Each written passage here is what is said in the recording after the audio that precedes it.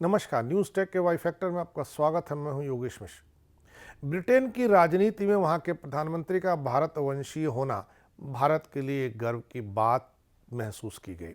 इसी के साथ जब भी राष्ट्रपति के चुनाव अमेरिका में होते हैं तो भारतवंशियों का बहुत बोलबाला हो जाता है।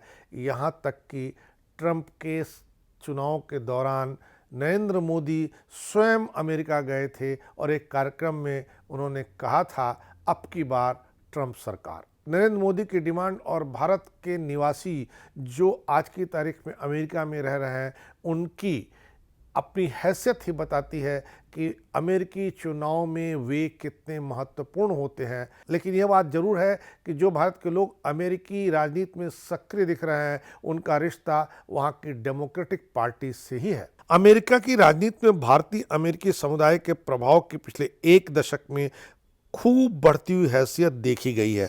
हाल के मिड टर्म चुनाव में डेमोक्रेटिक पार्टी के 4 मौजूदा सांसदों ने आरामदायक जीत हासिल की है, जबकि एक नई स्टार अरुणा मिलर मैरीलैंड के लेफ्टिनेंट गवर्नर के रूप में उभरी हैं। भारतीय अमेरिकी उम्मीदवारों के बीच 4 ऐसे उम्मीदवार थे जिन्होंने दोबारा अपनी जीत दर्ज कराने में सफलता हासिल की है। इनमें अमी बोरा, राजा कृष्णमूर्ति, रो खन्ना और प्रमिला जयपाल शामिल हैं।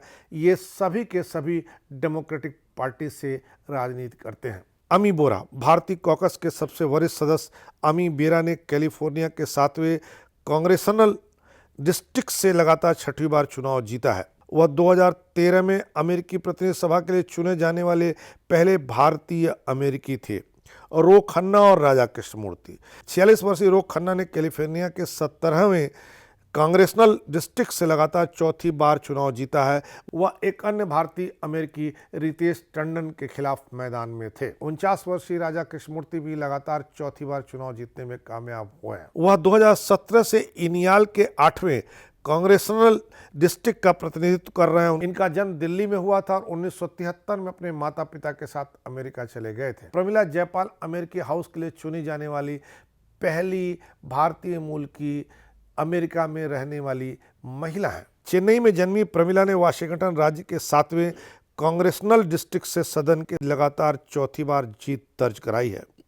वह 2016 से इस सीट पर काबिज है। डेमोक्रेट सदस्य और व्यवसायी 67 वर्षीय श्री थानेदर ने मिशिगन के 13वें कांग्रेसनल डिस्ट्रिक्ट से विजय पाई है। श्री थानेदर अमेरिकी कांग्रेस के निचले सदन के लिए चुने जाने वाले महाराष्ट्र में जन्मे हुए अमेरिका में रहने वाले सांसद हैं। एक अन्य भारतीय अमेरिकी अरुणा मिलर ने मैरीलैंड राज्य में इस पद के लिए चुनी जाने वाली पहली भारतीय अमेरिकी बन करके एक नया कीर्तिमान स्थापित किया है।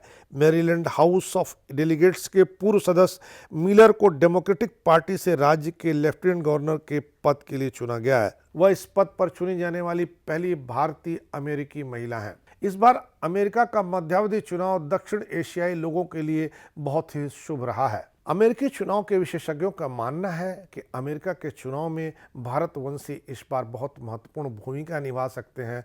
जिस तरह भारतवंशीय सांसदों की अमेरिका में जीत के आंकड़े लगातार बढ़ते जा रहे हैं, उससे यह तो साबित हो ही रहा है कम से कम डेमोक्रेटिक पार्टी में भारतवंशियों का बोलबाला है। और इसकी जब इस सरकार होगी तो भारत के लोगों की बल्ले बल्ले होगी। इस बार इतना ही। अगली बार फिर मिलेंगे किसी नए सवाल पर नए ढंग से बात करने के लिए। तब तक के लिए नमस्कार।